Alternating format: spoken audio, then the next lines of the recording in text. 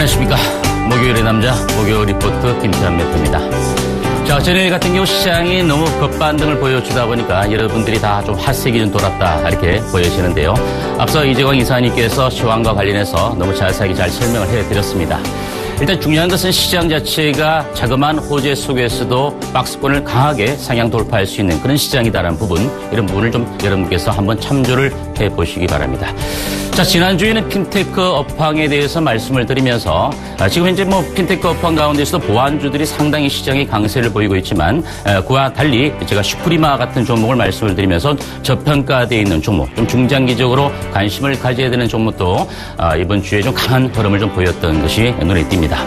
자, 오늘은 여러분들과 함께 좀 다소 여러분들이 많이 접해 보기는 보셨지만 실질적으로 과연 이와 같은 종목들에 대해서 관심을 가지고 있느냐, 물론 많이 갖고 계실 걸로 보여지는데요. 오늘은 헬스케어 업황에 관련해서 여러분들에게 좀 분석을 해드리고 그와 관련된 관심주까지도 말씀을 좀 드리겠습니다. 자, 먼저 이제 전일 같은 경우에 시장이 강하게 뜨면서 이번 주 월요일, 화요일 탑5 시간을 통해서 현대건설, 그리고 삼성중공업, 현대제철, 두산인프라코어, KT와 같은 대형주들에 대한 흐름도 분명히 여러분들께 바닥을 잡아드렸습니다. 미국 시장의 흐름에 따라서 다수의 흔들림이 있다 할지라도 여러분들이 분명히 많이 떠있는 종목보단 낙폭 과대된 종목에 대해서도 분명히 관심을 가져주셔야 된다는 부분 한 번 더 강조드리면서 헬스케어 업황에 대해서 분석을 좀 해드리겠습니다. 다른 건 없습니다. 헬스케어. 결국은 우리가 얼마만큼 저출산, 고령화 시대에 접어들면서 건강하게 그리고 행복하게 오래 살 수 있느냐, 이 부분 자체가 바로 헬스케어 산업이다라고 볼 수 있겠는데요. 일단 성장의 배경 자체는 역시 아까 말씀드린 대로 글로벌 인구가 상당한 고령화 사회로 접어들었다. 또 초고령화 사회까지도 우리나라도 멀지 않은 그 시점에 와 있는 것이 사실입니다. 정부의 재정 지출의 여력도 축소가 되어져 있는 그런 상황이고 보험 적용 등 정책적인 지원도 분명히 헬스케어 산업의 성장의 촉진제 역할을 해주고 있다는 그런 부분이 되겠죠. 또한 이제 나이가 많이 들어가면서 만성질환 환자가 계속적으로 증가가 되고 이에 따라서 이제 의료비 지출에 대한 부담까지 나타나고 있기 때문에 헬스케어 산업 자체는 결국은 우리가 비용 절감과 함께 충분히 오랫동안 고령화 사회에서 건강하게 살 수 있는 그런 부분들 때문에 결국은 헬스케어 업황 자체가 좋아지고 있다. 물론 국내에도 삼성전자를 위시해서 대기업들이 이 헬스케어 시장에 본격적으로 진출을 한 지가 벌써 오래됐습니다. 물론 해외 글로벌 업체 같은 경우 구글이나 애플을 빼놓을 수 없겠고요. 마이크로소프트나 IBM 이런 사업까지도 전반적인 헬스케어 산업에 본격적으로 뛰어들고 있죠. 물론 의료기기 쪽에 집중을 하고 있는 그런 부분이 되겠습니다. 자, 이 부분은 이제 시장 트렌드의 변화인데요. 아까 말씀드린 것처럼 고령화에 따른 만성 질환자의 증가가 계속적으로 이제 늘어나고 있는 그런 모습이고 우리나라 같은 경우도 65세 이상의 고령화된 노인분들에 대한 만성 질환이 계속적으로 현재 늘어나면서 그에 따른 의료비가 계속 증가가 되고 있죠. 그리고 어떻게든 정부에서도 이 의료비의 어떤 절감 효과를 만들어내기 위해서 실질 원격 진료의 어떤 부분들까지도 만들어냈는데 그 부분은 제가 좀 뒤에 설명을 다시 좀 해드리겠습니다. 따라서 예방 맞춤형 의학 시대로 현재는 변모하고 있는 그런 모습이고요. 그러다 보니까 진단 및 유전체 분석 등 시장의 성장 자체가 다방면으로 현재 확대가 되어지고 있는 그런 모습인데, 우리가 많이 들어봤죠. M헬스케어라든지 U헬스케어, 그리고 웨어러블 디바이스 시장에 관련된 부분, 원격 진료 시장의 진단 시장, 이런 부분들까지도 이제 우리가 많이 신문지상이나 언론지상을 통해서 접해 볼 수 있었던 그런 단어가 될 수 있지 않을까, 이렇게 보여집니다.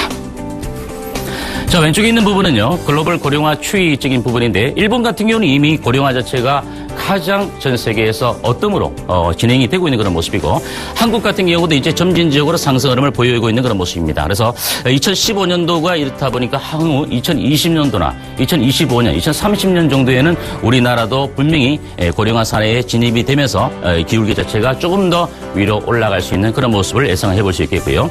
오른쪽에 있는 부분은 그렇습니다. 국내의 저출산 기준은 계속적으로 하락하고 있는 반면에 고령화 부분은 계속적으로 증가가 되고 있는 모습입니다. 이 부분은 65세 이상의 구승비를 놓고 봤을 때도 상당히 높게 올라가고 있는 모습을 우리가 볼 수가 있겠습니다.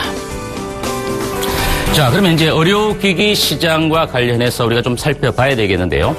국내 의료기기 시장의 규모 자체는 한 5조 원대 정도를 돌파하면서 14년도 기준입니다. 10% 매년 성장을 하고 있는 모습인데 해외 같은 경우는 5% 정도밖에 성장하지 못하고 있다는 부분. 이 부분을 놓고 봤을 때 우리나라 같은 경우에 의료기기의 성장 자체에 따라서 많은 중소기업들이 현재 시장에 진입을 해서 결국은 수입을 많이 받을 수밖에 없었던 해외 유수의 업체들과 경쟁을 하고 있는데 결국 의료기기 업체들이 성장을 하기 위해서는 내수 시장에서의 시장 점유율도 중요하지만 결국 수출을 해야 되겠죠. 뭐 브릭스라든지 신흥국 이런 쪽에 수출을 해야만 살 길이 있는데 결국 뭐 이제 우리 같은 경우 제가 여러분께 말씀드린 것처럼 여타 종목들 중에서도 뭐 아이센스라든지 바텍 같은 경우도 계속적인 해외 진출을 위해서 적극적인 노력을 하고 있다. 이런 부분도 우리가 충분히 한번 이해를 해볼 수 있겠습니다. 따라서 지금은 이제 치료의 영역에서 케어 예방의 영역 쪽으로 변모하고 있는 그런 시장이다라고 볼 수 있겠는데요.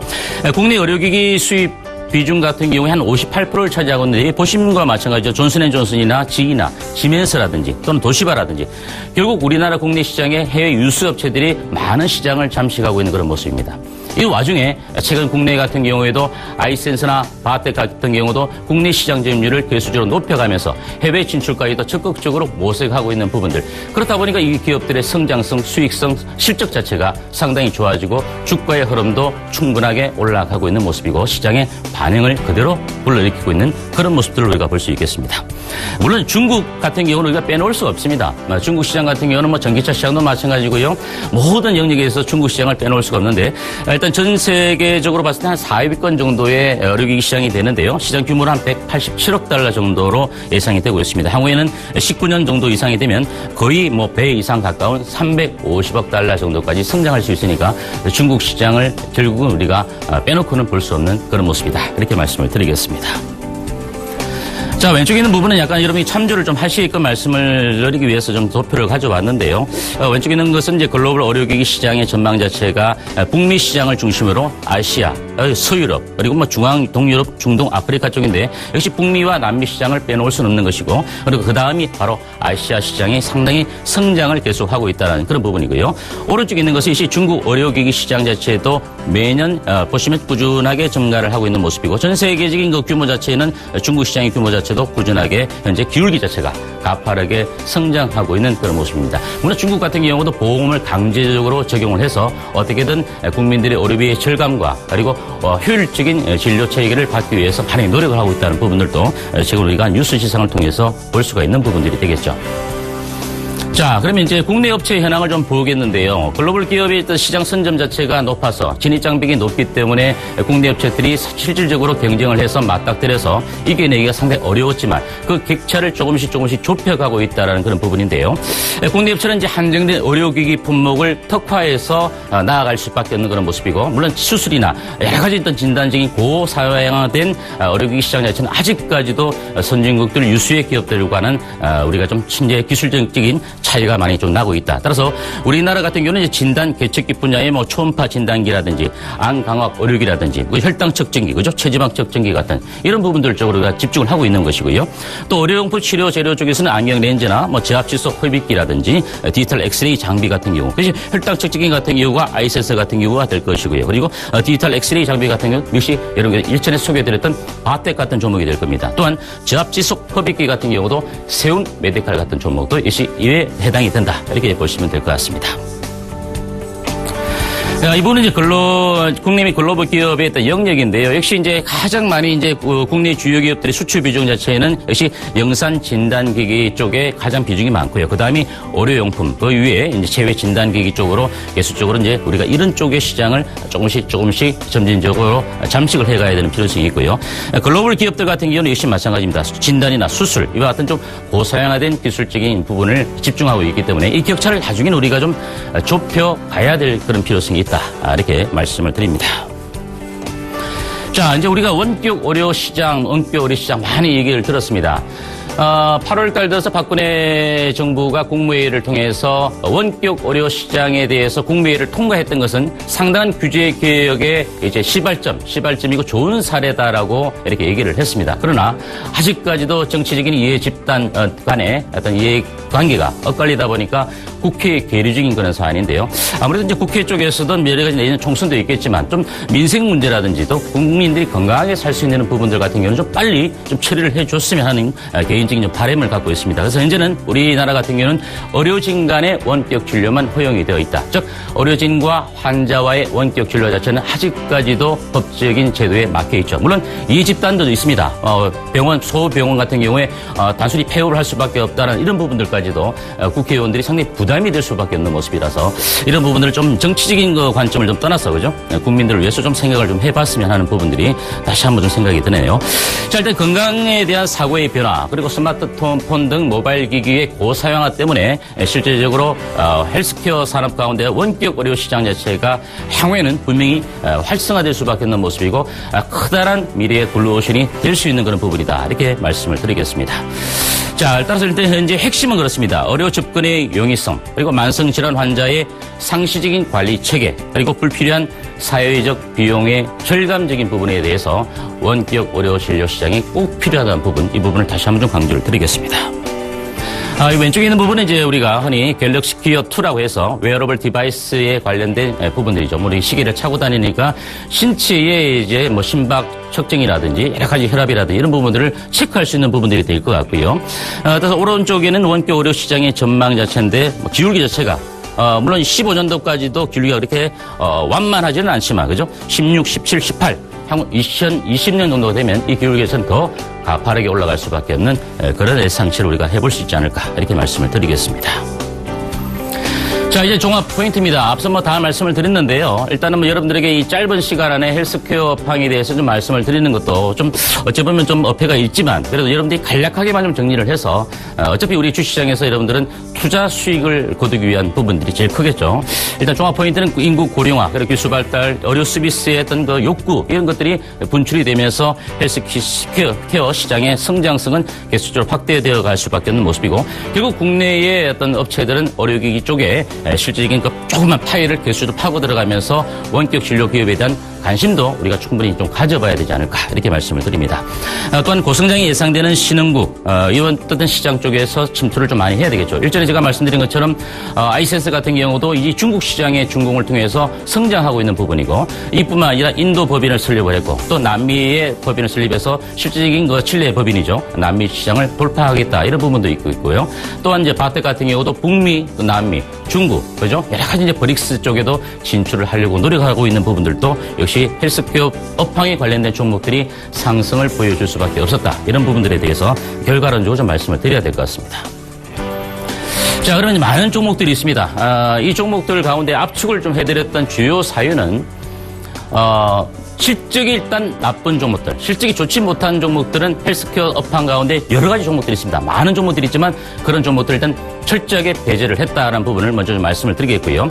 아이센스는 제가 여러분들 계속적으로 강조드리고 있고 무상증자를 받고 난 이후에도 올해도 계속적인 실적 자체, 향후의 실적 자체가 성장할 수밖에 없는 종목이다라고 누차 강조드리고 있는 모습인데 충분히 여러분들이 조정 시에 매수 관점을 가지셔도 좋은 종목이다라고 말씀을 드립니다. 또한 세움 메디칼 같은 경우도 이제 본격적인 성장 초입 단계에 있는 그런 모습인데요. 세움 메디칼 측은 기관들이 적극적인 매수 관점 이후에 시장의 흐름 박스권 흐름 속에서 다소 쉬어가는 국면이 되겠지만 다른 종목들 루토로닉이라든지 뭐 또는 인바디라든지 이런 많이 떠있는 종목들보다는 오히려 이와 같은 세움 메디칼처럼 충분히 가격 조정을 거치고 있는 종목들에 대해서 별표 3개를 쳐드렸습니다. 다음 비트컴퓨터입니다. 비트컴퓨터는 8월 17일 날 탑5 시간을 통해서도 여러분들에게 말씀을 드렸던 그런 종목인데요. 많이 올라가고 있습니다. 원격 의료 진료 시장에 상당한 수혜가 될 수 있는 그런 종목이니까 역시 별표 2개를 쳐드려야 될 것 같고요. 바텍은 왜 별표를 2개 쳐드렸느냐. 너무나 많은 수익을 여러분들이 안겨다 드렸지만 많이 떠있기 때문에 여러분들이 단기적인 어떤 그 접근적인 관점 위에 여러분들이 지금 들어가서 큰 목표 수익률을 얻어내기는 좀 단기적으로 힘들지 않을까. 따라서 조정 국면에서 우리가 관심을 가져야 된다. 이렇게 말씀을 드리겠습니다. 마지막으로 이제 인피니트 헬스케어 같은 경우는 충분한 가격 조정을 거쳤기 때문에 이런 종목들은 우리가 바닥권에서 다소 좀 중기적 관점에서 접근 전략을 세워볼 필요가 있다. 이렇게 말씀드리니까 여러분들이 이와 같은 5개의 종목 종목을 좀 메모해 두셨다가 참조를 좀 해 주시기를 당부드리겠습니다. 자, 오늘 여기까지 헬스케어 업황에 대해서 분석을 해드렸고요. 자, 이번 주 토요일 날 또 강연회가 있습니다. NH투자증권 미아 지점입니다. 시간은 오후 2시고요. 참가비는 없습니다. 지하철 4호선 미아 사거리역 1번 출구로 나오시면 될 것 같습니다. 자, 그래서 여러분들이 이번 주 토요일 날 향후에 또다시 하반기에 이제 본격적인 상승 시점에 있는 업황, 주도주 이런 종목들을 우리가 좀 함께 논의하고 여러분들이 고민 있는 종목들도 상세하게 상담해 드릴 것을 약속드리며 다음 주 목요일 날 다시 찾아뵙도록 하겠습니다. 감사합니다.